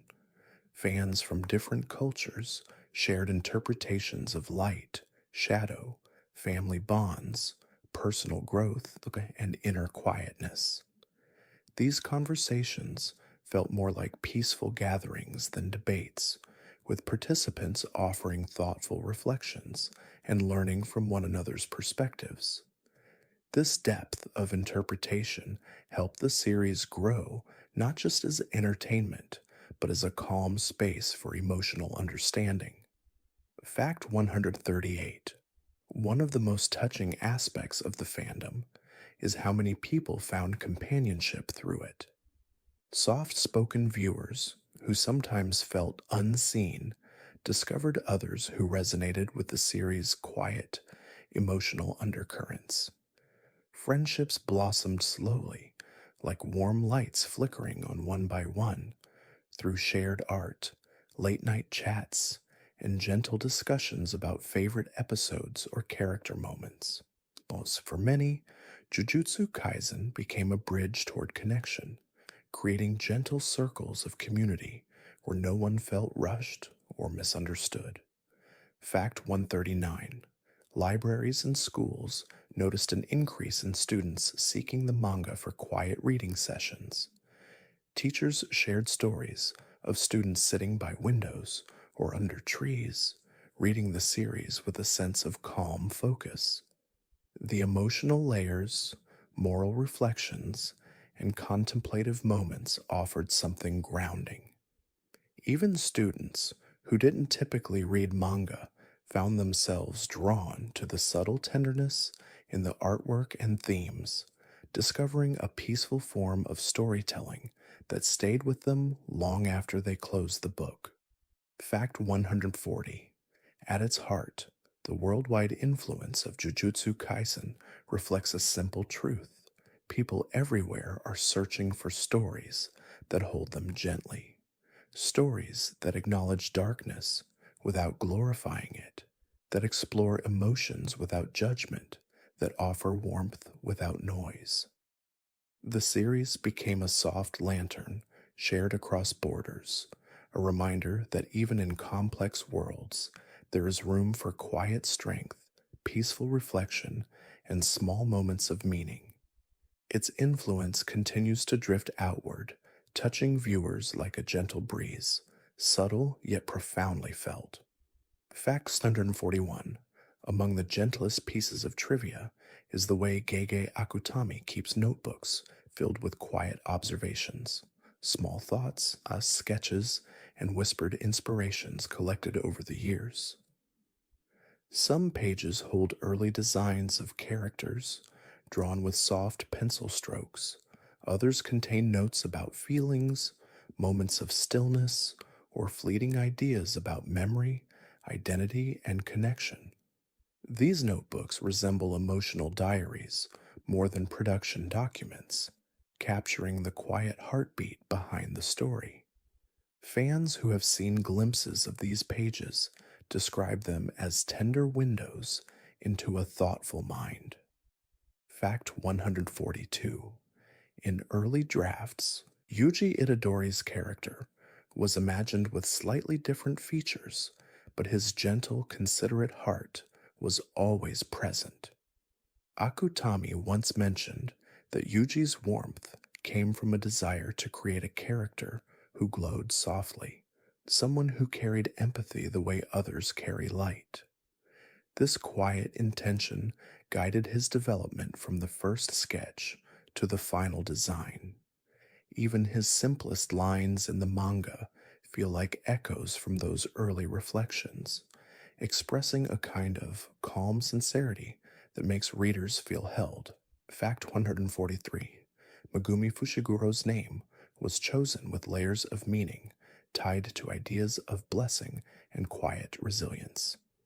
Akutami has spoken about wanting Megumi to embody a soft strength, the kind that grows slowly and naturally, like a tree taking root. Even the flow of strokes used to write his name carries a gentle balance, straight lines mingling with curves, creating a visual harmony that suits his contemplative nature.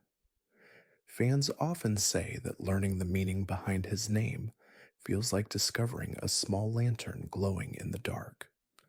Fact 144. Nobara Kugisaki's design evolved through a series of sketches that explored different hairstyles, clothing textures, and facial expressions. The final version, which blends confidence with grace, was chosen because it felt clear and honest. Akutami liked that Nobara's expression could shift from soft introspection to quiet resolve without losing its authenticity. Her outward strength is balanced by an inner gentleness that emerges in quieter scenes, offering readers a glimpse of her softer emotional landscape. Fact 145. Satoru Gojo's blindfold and headband have a small but charming detail.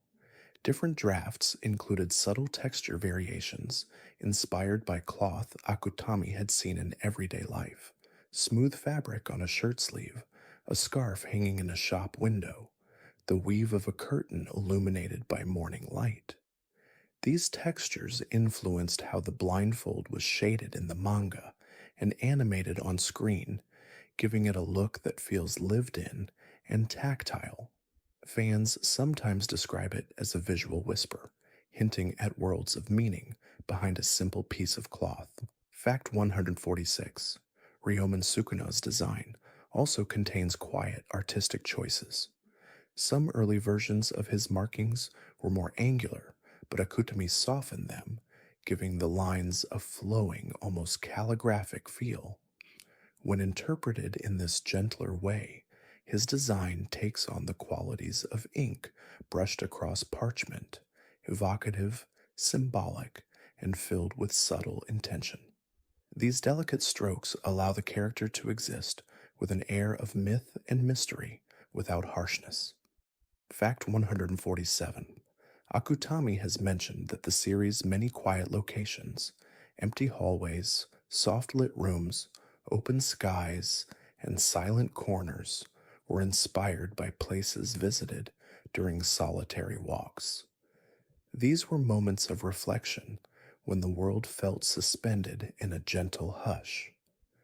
The manga carries this influence in its background art, which often appears spacious and contemplative. Fans have said that even without dialogue, these panels evoke a sense of calm, as if inviting readers to pause, breathe, and rest inside the page. Fact 148. There is a subtle motif in Jujutsu Kaisen involving windows, open windows, partially closed blinds, reflections in glass. These recurring images symbolize the threshold between inner emotions and the outer world. Akutami uses them as poetic transitions, gently guiding the reader from one emotional space to another. Fans who notice this pattern often say it feels like watching light drift across a room at different times of day, soft and unobtrusive, yet quietly meaningful. Fact 149. One of the lesser known inspirations behind the series is Akutami's appreciation for short, reflective poems, especially those that highlight fleeting moments, natural imagery, or gentle emotional shifts.